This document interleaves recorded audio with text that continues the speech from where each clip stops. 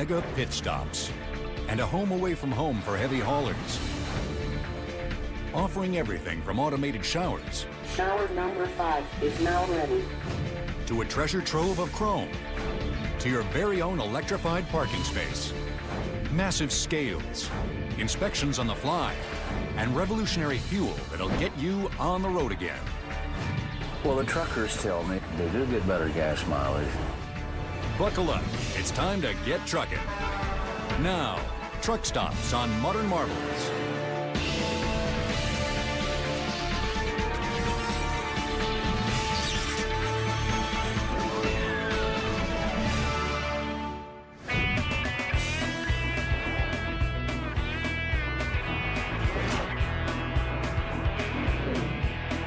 Trucks. Each year in the United States, they travel over 1.5 trillion miles, hauling more than 11 billion tons of freight. That's more than $9 trillion worth of cargo. Any product that you buy in a store, it got to that location by a truck. What I always go by is, without trucks, America stops. Just as trucks keep America moving, an army of more than 3 million men and women keep the trucks rolling. These weary road warriors spend weeks cooped up in a cab, but they have an oasis on the road. The truck stop. We have to have some place to park, place to eat, do laundry, take a shower, do something besides sit here and hold a steering wheel. When the normal person goes home from their day of work, they like to sit in their easy chair and relax. Well, that's what truck stops offer the drivers. Drivers can really kick up their feet at the Iowa 80 truck stop in Walcott, Iowa. Billed as the world's largest truck stop, it plays host to more than 5,000 truckers every day. Iowa 80 sprawls across 225 acres, 4 times the area covered by the average truck stop. That's 2.5 times the size of Disneyland. There are enough parking spaces here for 800 rigs, and the main building spans more than 70,000 square feet. The fuel center alone is double the size of most truck stops. It can dispense diesel to 15 big rigs at once, around the clock. Now it's time to fuel a truck. Do it the same way you do when you gas your car up. Put in the truck number, the mileage, and the driver ID. This authorizes the pump so that they know who's using it. Then you simply turn on the pump, open up your tank, and put your nozzle in. But we as truckers have one more thing we can do. Let me show you a trick. Most trucks have 2 fuel tanks, so when it comes time to fuel the other side, we can come over and use another pump. These dual dispensers can fuel both tanks simultaneously. One dispenser is a master unit that controls the fueling and records the sale. The fuel flows from the underground tank through a metering system in the master dispenser, and then on to both nozzles. A pipe from the master unit carries the fuel underground to the other dispenser, called the satellite unit. Took 167 gallons, about $440 worth. Fuel's expensive, but without fuel, these trucks are not going to move. This will last me probably 1,200 miles, so I probably won't need to fuel for probably another 24 to 36 hours. Before dual-sided pumps became an industry standard in the late 1980s, fueling the passenger side tank was anything but a gas. We'd have to take the hose and throw it underneath the truck. It'd sometimes get full of dirt, so we'd have to clean the dirt out. Now that we have 2 pumps, it goes so much faster and it's so much cleaner, too. After drivers fuel up at Iowa 80, they can head on over to the Truckomat. It's just the spot for big rigs that need big baths. Truck and trailer wash? Truck and trailer. All right. The truck wash uses a combination of manpower and machine power. We hand scrub the rigs because it's the more traditional way of doing it, but the sides of the trailers have to be scrubbed. And if we did it by hand, it would take 20 minutes probably. So we fabricated this machine to do that for us. The brush comes out with air power and it spins and it does the sides of the trailers. As the machine's going, we don't have to do anything. We just do our job and the machine will do its job. And That's it. Washers even clean under the hood. Wielding a high-pressure wand, it sprays more than 1,500 pounds per square inch of water. That's 50 times stronger than the average garden hose. It's 180-degree water, takes off all the grime and salt, oil, and whatnot that collects on the engine, and it helps them find oil leaks and other fluid leaks they might have. After less than 15 minutes of scrubbing leaves his rig squeaky clean, the truck driver finds a parking spot to let it air dry. Iowa 80 has come a long way since it opened in 1964. Bill Moon, a regional manager for Standard Oil, selected the site for his company. It was strategically located along the emerging Interstate 80. I-80 was to stretch from San Francisco almost 3,000 miles east across the country to become one of America's first interstate routes. A critical artery spanning all the way to New York City. When Iowa 80 opened, however, traffic was light, and so was the demand for truck stops. We started out and we had maybe 2 gas pumps and about 3 diesel pumps. We had a small store and parking for maybe 8 or 10 trucks, and that was it. In 1984, Moon purchased the truck stop from the oil company. Under his management, the site flourished and innovated. You know, in here is one of the best things I've ever found in a truck stop. It's the trucker store. This 30,000 square foot showroom is the trucking industry's Bloomingdale's. Stocked with chrome, stainless steel, and more lights than the Vegas Strip. As we do our yards and as we fix our house up, truck drivers feel that way about their trucks. They're in them all year round, and they want to make them look nice. The showroom features a wall 20 feet tall and 40 feet wide, displaying 500 illuminated LED lights. Although safety regulations dictate that every tractor trailer be equipped with at least 22 lights, many truckers like to light up their rigs like Christmas trees. And if they're shopping for a different kind of dazzle, 3 decked-out semis flaunt the trucker's delight. Chrome, that protective shiny metal that makes rigs glisten in the sun. We've added a lot of chrome accessories to these show trucks. We have full fenders, to a step 6-inch stacks, and of course the custom front bumper. Chrome is slang for chromium, a highly reflective blue-white metal resistant to tarnish and corrosion.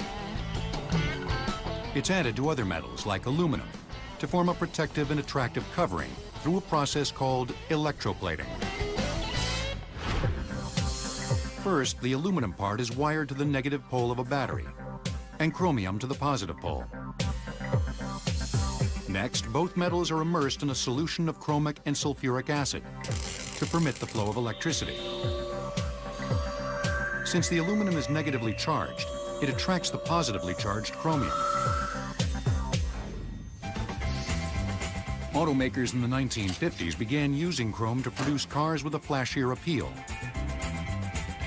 Soaring tail fins and grinning wide-mouthed grills lined the highways, and chrome became a household word. Today, chrome has taken a back seat in passenger car design. But modern big rigs carry on its glistening legacy. After dishing out their dough on a sparkling chrome accessory, drivers can retire to the truckers area. It's home to 23 private shower rooms, a driver's den, a 60-seat Dolby surround sound movie theater, and a barbershop. There's even a dentist. If there is such a thing called an emergency room of dental care, this would be it. I'm usually the truck driver's best friend because I am taking them out of pain. Although perks like a dentist and a barber may entice a driver to pull into this mega pit stop, a home-cooked meal can really draw a crowd. The restaurant's the heartbeat of the truck stop. Drivers like comfort food and they like large portions, and they want to feel like they're getting a lot for their money. The Iowa 80 Kitchen Restaurant serves more than 1 million cups of coffee, 2 million eggs, and 90 tons of meat each year. When you can find a truck stop that's got homemade food, boy, you live for that. I'm gonna live high on the hog today. This type of roadside pit stop dates back to the 1920s, as cars and trucks began dominating America's roads. The original mom-and-pop truck stop sprouted up. They catered to truck drivers by providing just the basics: food, fuel, and a mattress. They'd have bunk rooms, basically a spare room in the back of the station where people would be pretty crammed in, but it was a place to rest for the night. The trucking industry had gotten a jump start during World War I, fueled by America's need for efficient transport. As military traffic clogged the nation's rail lines, trucks started to crowd the roads to make shorter hauls. You had thousands of trained new drivers, as well as thousands of vehicles that were created for the war effort, so the industry really took hold and expanded rapidly. By 1935, about 40% of all communities were dependent upon truck service. More mom-and-pop truck stops started dotting America's local highways. But by the end of World War II, these small operations were primed to be supersized. The return of the nation's GIs and the post-war building boom made it clear that the U.S. highway system could never effectively absorb truck traffic stretching from coast to coast. Though more than 200 highways crisscrossed the United States in the 1950s, they were jammed with vehicles and inadequately designed for the era's faster and wider trucks. The Federal Interstate Highway Act of 1956 changed that by launching the creation of a national system of superhighways that promised a quicker means of moving goods. The launching of the interstate system really resulted in some mega stops. Truck stops no longer became something feasible for an independent owner to construct and run. It was when the oil companies really got into the game big time. When Standard Oil opened Iowa 80 Truck Stop in 1964, it sat on roughly 5 acres. Since then, its owners have developed more than 75 acres, reserving plenty of room to expand. But there's more to an ultimate truck stop than size.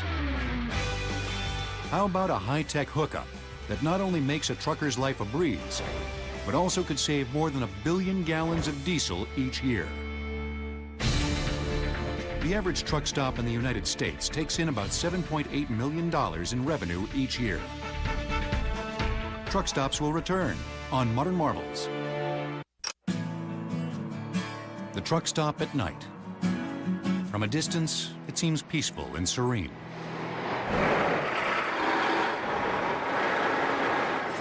But up close, it's a deafening hum of idling engines.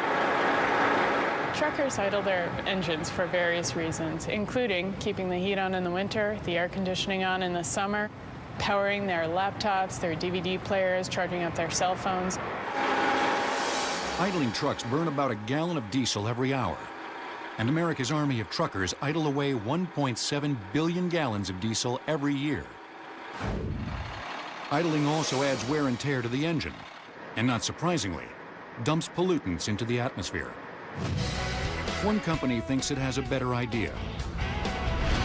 Idle air allows truckers to shut off their engines while still powering up their toys. Idle air is advanced truck stop electrification. Basically what we've done is devised a way to deliver all the creature comfort services to a parked truck. At the Petro Travel stop in Knoxville, Tennessee, 114 trucks can plug into idle air. All drivers need is a $10 window adapter to connect to the system. One of my favorite things about using the idle air is that it enables me to turn the engine off at night so that I don't have to listen to that rumbling and the constant vibration in the truck. You sleep a lot better. I typically spend 2 to 3 months at a time out on the road. So the idle air to me, with the internet access and the phone hookup on it, allows me to keep in touch at home.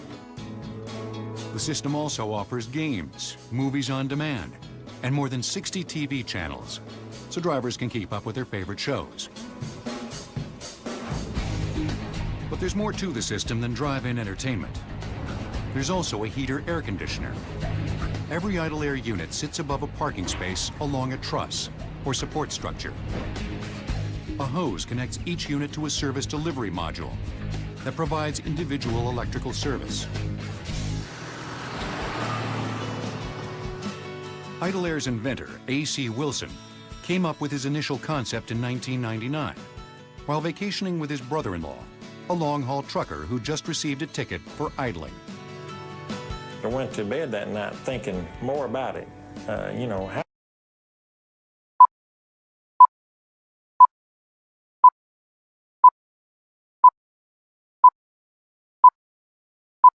can I help these truckers?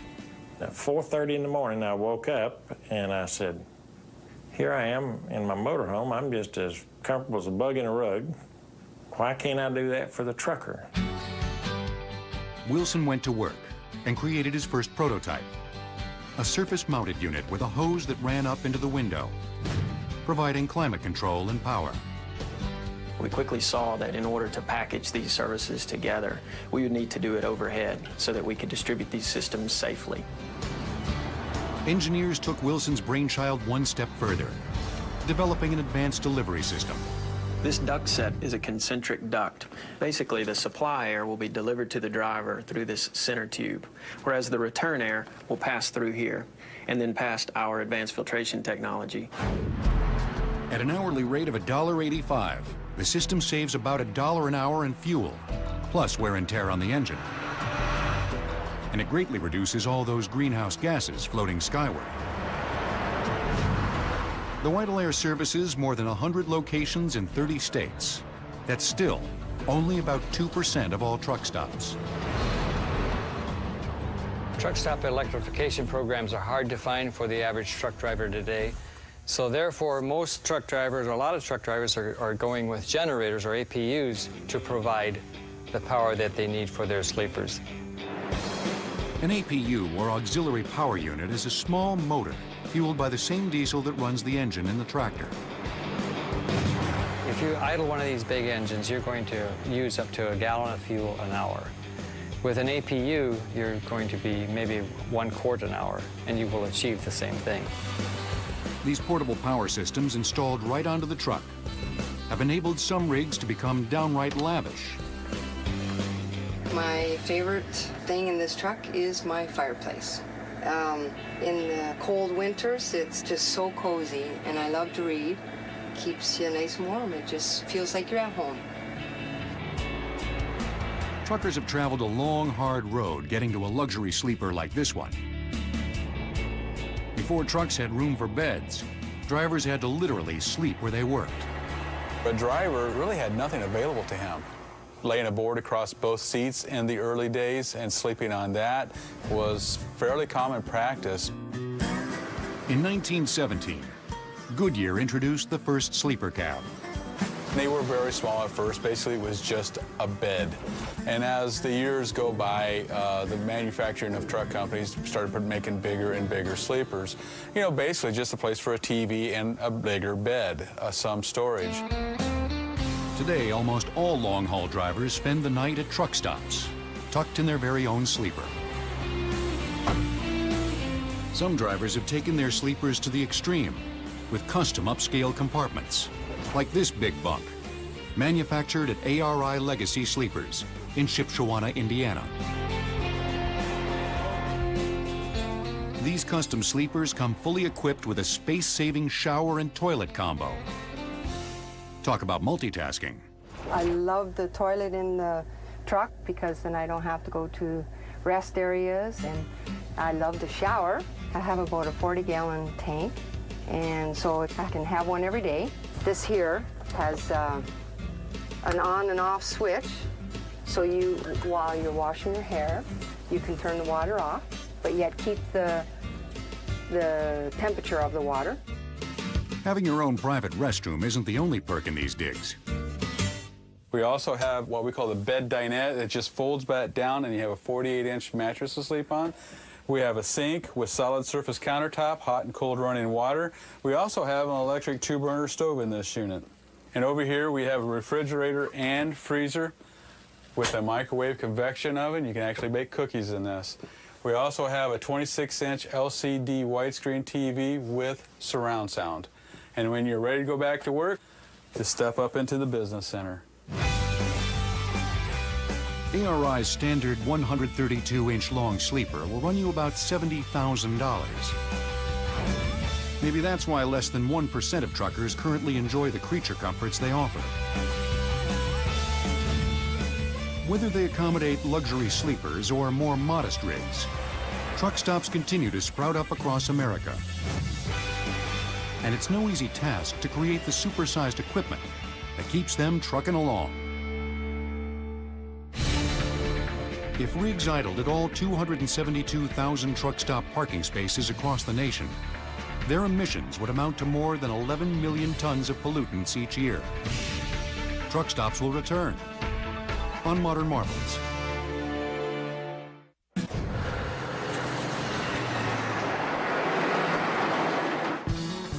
Every night, more than 250,000 truckers pull into truck stops for refuge. And every one of them needs a place to tuck in his rig for the night. But there's a problem. Truck stops in many U.S. states don't have enough parking space. So engineers are busy at work developing new sites. They're built from below the ground up, beginning with the most indispensable assets of any truck stop, the diesel tanks. Here on my left is an 8-foot diameter, 10,000-gallon fuel storage tank, typical of what you would find at your neighborhood gas station. Compared to that, on my right is a 30,000-gallon tank that is typical of a truck stop. This tank is 20 feet longer in length, it's 2 feet larger in diameter, it's a 10-foot diameter tank, and it's triple the capacity.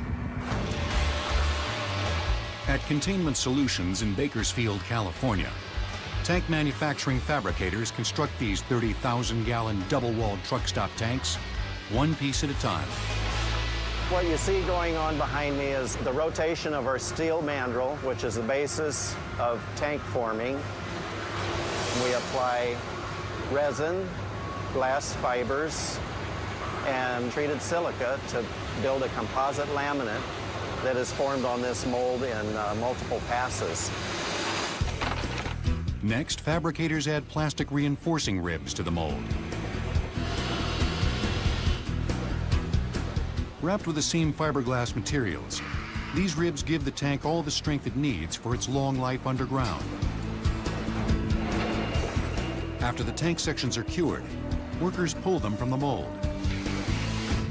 seal them together, and pressure test them to ensure that they won't leak fuel. Any leak could prove environmentally disastrous, since the tanks of a typical truck stop dispense a whopping 1 million gallons of diesel over the course of a month. And the pumps tapping into them fuel 4 times faster than those at a neighborhood gas station. In a kind of mechanical symbiosis, completed tanks make their way to the truck stop on the beds of trucks. Once they're buried, the tanks are far from out of mind. Engineers can keep tabs on them using a monitoring system linked to this panel installed on the surface. What this device is called an automatic tank gauge. And what it has is a series of probes and sensors that are in various portions of the underground storage tank system. Every tank has a probe in it that measures the inventory levels in the tank. The probe is basically an aluminum tube that is the entire diameter of the tank. And they have a float that moves up and down on the probe. The system also has sensors installed within the double wall containment that detect any liquid leaking from the interior tank.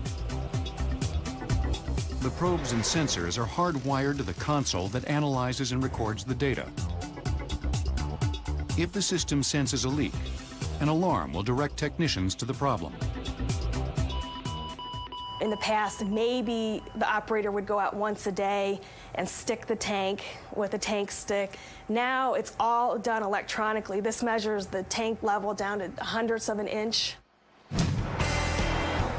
On the pavement above the fuel tanks, truck stop designers face another problem: making sure the swarm of big rigs can get in and out of the area efficiently.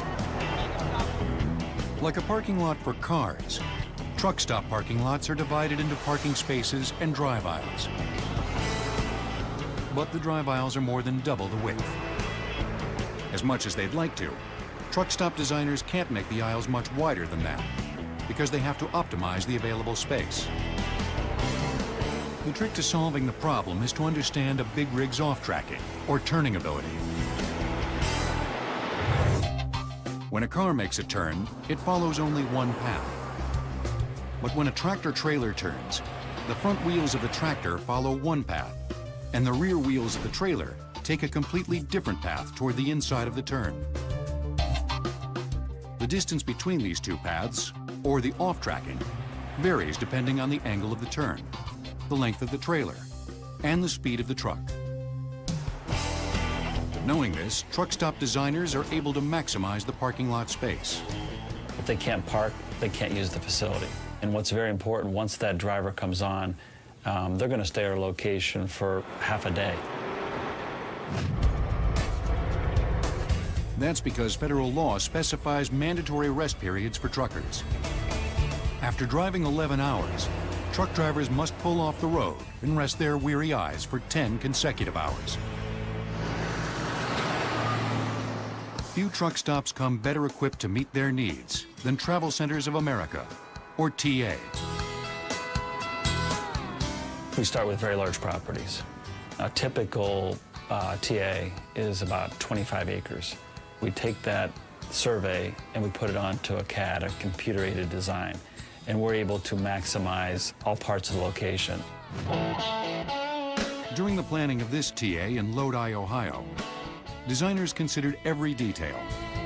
The number one thing that comes up anytime we ask the drivers is, just give me a nice, clean, well-designed shower and restroom. And these real marble showers are not only high class, but also high tech. Driver number 144, shower number 7 is now ready. In the not so old days, drivers would have to line up to grab a spritz. Now they can order a shower in advance at the same place they fuel up. And with the purchase of 50 gallons of diesel, the shower's on the house. The customer's been on the road for many, many hours. All they want to do is park their truck and be refreshed. And to be able to take care of that driver very, very quickly, that's important. TA has been innovating for 35 years. The company began as Truck Stops of America in the early 1970s, as the mystique of the trucker began to grow. Truckers were seen as the last American cowboys. They were these loners out on the road, and truck stops were where you could, mingle with them. As more and more motorists started pulling off the interstates to check out the trucker's lifestyle, truck stop owners realized they had been missing out on something big: the business of the average Joes. Truckers may be a truck stop's bread and butter clients, but they represent only 20% of highway traffic. To attract the other 80%, truck stops now call themselves travel centers. Trucks go in a completely different entrance, usually around back. And that's where the diesel is, that's where the trucker's entrance is. And that world is where the truck itself goes to the doctor. As a leading truck service provider, TAs come equipped with computer diagnostics. Their technicians can plug into the truck's onboard system to pinpoint problems. If the driver is complaining that something is wrong with the truck, I could click on fault codes and see if there's any fault codes coming up. There is a ECU, which is the engine control unit, 128, and it's a PID, and it's a parameter identifier, and the ID is 111, and it's coolant level. The technology has advanced so much that technicians can actually take control of the truck with their PCs. What I'm going to do now is I'm going to click on the bulkhead module, and the bulkhead module is the brains of the truck. A click of the mouse can operate the windshield wipers. And you can see the wipers are working on low, and it's also giving me an amp output as to how much amperage is drawing. If the amperage is too much, I could see it on the screen, indicating there's a problem. With innovative tech like this available at truck stops, drivers can get a quick fix on their rig and keep on rolling. Back on the open road, however, highway checkpoints can bring these metal behemoths to a halt. But new technology is allowing drivers to keep their 18 wheels turning with inspections on the fly. In 1968, the United States had about 2,000 truck stops. By 1972, more than 3,800. And today, there are more than 6,000 U.S. truck stops. Truck stops will return on Modern Marvels.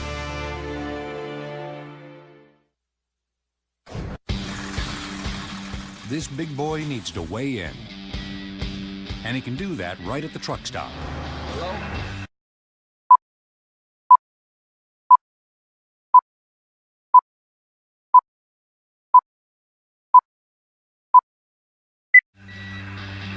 Welcome to I-80. Is this your first flight? Yes, it is. What's your truck number? 1058. In just a fraction of a second, the automated scale calculates the weight of the heavy hauler. I have you weighed. Bring your trailer number in with you. Thanks. The federal maximum weight allowed for a tractor and trailer is 80,000 pounds. And drivers rely on scales at truck stops to keep their weight in check. Overweight trucks not only damage roads, but also pose grave dangers. The heavier the truck, the greater the distance and time it needs to stop. A 100,000-pound truck takes 25% longer to stop than an 80,000-pound truck. Weigh stations along the highway ensure trucks are within the legal limit. It's very important that we be here to be sure that weight is regulated properly. Anytime that one of these tractor and trailers encounter a regular passenger vehicle, of course the passenger vehicle is going to lose, no matter who is at fault. In 1913, Maine passed America's first law regulating truck weight. And by 1933, all states had some kind of truck weight limit. Modern truck scales consist of concrete and steel plates that rest on a set of load cells. A load cell converts force into a measurable electrical output. A load cell looks exactly like this. Inside the cell, you can see a stainless steel bar down the middle. Attached to it are strain gauges. What actually is measured by this cell is the compression of this stainless steel rod. As the truck drives onto the scale, the load cells compress, causing the strain gauges to deform and generate a change in voltage. This electrical signal is sent from each load cell through a device called a sectional controller and into the fuel center, where a computer digitally calculates the weight of the truck. The science of weighing heavy objects dates back to 200 BC, when the Romans invented the steelyard. They used it to weigh precious goods, like gold. The steelyard consisted of a beam with a sliding weight to counterbalance the load. Today, this type of device is still used in the modern scales at most doctors' offices. How about a doctor scale 3 stories high? These massive steelyards were developed in the 18th century to weigh wagons and rail cars. Commerce pushed the weighing of heavy items in the 1800s. Just as if you would have a farm and you were hauling some type of produce, you would want to weigh that produce when you would buy it in bulk. But using steelyards was a daunting task because the vehicles had to be lifted up onto the scale. Innovators tried to devise an easier method and succeeded with the platform scale. In the 1830s, a gentleman named Thaddeus Fairbanks patented the first platform scale. Now, something such as a horse-drawn cart could be pulled directly onto the scale. The platform scale incorporated the principles of the steelyard with 2 levers supporting a platform. Pivot points at each corner of the scale allowed the force of the load to be transferred to both levers. The central lever pulled down on the steelyard that determined the weight of the load. In the late 1940s, the platform scale incorporated electronics. And today, load cells dominate the weighing industry. But the laborious process of stopping to weigh in is slowing truck traffic.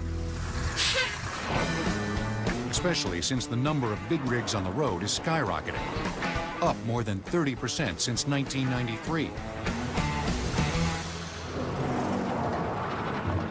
This may be the answer to a trucker's prayers. The Oak Ridge National Lab in Oak Ridge, Tennessee, has integrated weigh-in motion technology and other sensor technologies to speed up the process. The system was first installed in 1995 at the nation's second busiest weigh station in Tennessee's Knox County. This is a weigh-in motion system. It's basically a metal plate that is laying on a load cell, and it can detect the weight of the truck at pretty high speeds. Similar to the static scale, load cells capture the instantaneous force one axle at a time as the truck drives over them. But drivers never have to stop to weigh in. They can just roll right over the scale at 30 miles per hour. And only those trucks that are within 2,000 pounds of the legal limit or exceed it are pulled in for a more precise calculation. As he's coming up through there, you see he's got a good tag. Driver does have his seatbelt on, company names on the side of the truck, his DOT number's there, and his fuel permit. Tires all look good. We'll look down and check his weight. Weight looks good, so then I'll release him. Just 85 miles north at the Laurel County, Kentucky weigh station, Oak Ridge National Lab and Kentucky Vehicle Enforcement have deployed another advanced system that can both weigh and inspect the truck in motion. It even sniffs for bombs. So essentially what we're doing is placing the proper sensors out here, information that we can attain off of a truck in motion, and provide that in a near instantaneous manner to the state police. As the truck pulls into the station, it travels over a weigh-in motion scale. Then it passes an infrared camera that checks the brakes. An infrared camera only sees heat. So heat is displayed as white and cold is black. Brakes work by producing heat from motion energy. So if there is no heat, there is no brake. This is a laser scanner that collects information about the overall length of the truck, how many axles the truck has, and the speed of the truck. This is a radiation detector. The radiation detector measures for gamma and neutron radiation. The radiation portal monitor can detect trace amounts of threat substances based on their radiation signature, all while the truck is in motion. This device can help prevent terrorists from transporting dirty bombs and biological warfare agents across the country. This is an automatic license plate recognition system. It actually takes a pretty wide view of the front of the truck, finds the license plate, zooms in on it, takes the text from the front of it, and sends it to a database to be checked. In a matter of seconds, the station gathers enough information to give the truck a green light to exit, or a red light to pull up for inspection. A weigh station can not only be a place that we do road preservation and highway safety, but can help us from the standpoint of homeland security, environmental protection, and highway congestion. Less congestion means less wasted diesel fuel. And one country music legend's truck stop venture may even get rigs back on the road again without relying on imported oil. The trucker's term for a weigh station is chicken coop. Rest areas are called nap traps, and the truck stop is known as the water hole. Truck stops will return on Modern Marvels. Truckers traveling down Interstate 35 between Dallas and Waco, Texas, seek out one of the most unique truck stops in the United States. Two things make Carl's Corner unusual. It's co-owned by country music legend Willie Nelson. And the fuel sold here, Bio Willie, is a biofuel that's 80% diesel and 20% vegetable oil. This clean-burning biodiesel blend reduces harmful exhaust emissions by more than 10%. And that's not the only advantage it offers. Well, the truckers tell me they do get better gas mileage, and that means more money in their pocket. So naturally, this perks up their ears a little bit. Biodiesel is made through a chemical process called transesterification. in which glycerin is separated from oil through the use of a catalyst and an alcohol. We're going to make some biodiesel here. So I've got a beaker of vegetable oil. We're going to put it on a stir plate, and I'm going to add in my alcohol and catalyst mixture here. And let's see what happens.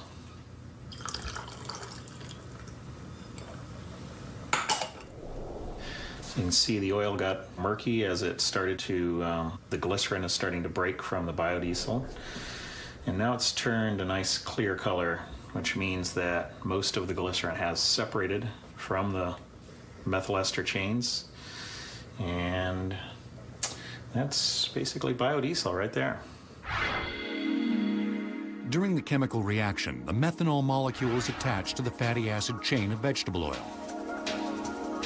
The three bonds of the glycerol molecule break off due to this interaction, resulting in three long methyl ester chains, or biodiesel. Carl's Corner sets itself apart not only by selling biodiesel, but also by producing it right at the truck stop.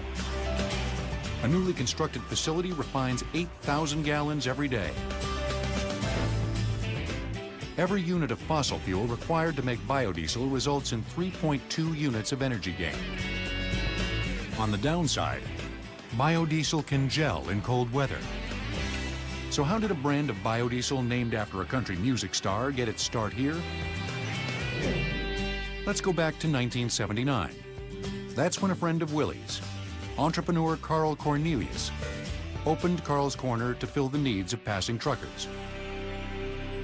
I started one room at a time, you know, and if they asked for a swimming pool, I put it in. If they asked for a hot tub, put it in. They asked for an adult bar, I put it in. For 25 years, the fuel at Carl's Corner, like at most truck stops, was conventional diesel. Then, Willie started learning about biodiesel.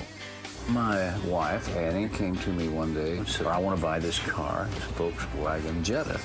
And it's a diesel, but it runs on vegetable oil. So she did, and it runs on vegetable oil. So I thought that was pretty good. Willie learned that any diesel engine can run on biodiesel. In fact, when inventor Rudolf Diesel presented the first diesel engine in 1900, it was designed to run not on petroleum, but peanut oil. But since petroleum was more commercially available in the early decades of the 20th century, the idea of biodiesel faded away. In recent years, however, many have recognized biodiesel's benefits. And in 2004, Nelson set out to create his own brand. And what better place to sell it than the truck stop owned by his buddy Carl? He was thinking about closing the truck stop down, and so I called him and said, hey, wait a minute, let's sell some biodiesel down there. And I said, well, you believe in it? And he said, well, yeah, I believe in it. And I said, well, let's do the whole damn thing. I don't have the reason to sell diesel. Let's just sell biodiesel. And that's what we did. Carl partnered with both Willie and Earth Biofuels and made plans to update the truck stop. During 2006 and 2007, Carl's Corner got a major makeover, adding a new saloon and renovating an 850-seat theater so Willie can stop by and perform at any time. Thank you very much. Willie's Place at Carl's Corner is what we as a company had envisioned would become the symbol of the biofuels business and the integrated model we wanted to build. We're trying to show the farmers can bring it to market, and the biodiesel plant is there, the truck stop is here, the interstate is here, and it's all locally owned, and everything will stay in the community and not be sent off to somebody overseas or something. More and more truck stop owners are following Willie and Carl's example, offering biodiesel as an alternative fuel. Counted among the many innovations that have redefined these ever-evolving roadside oases. They'll continue to give drivers what they need so that they can do what they do best.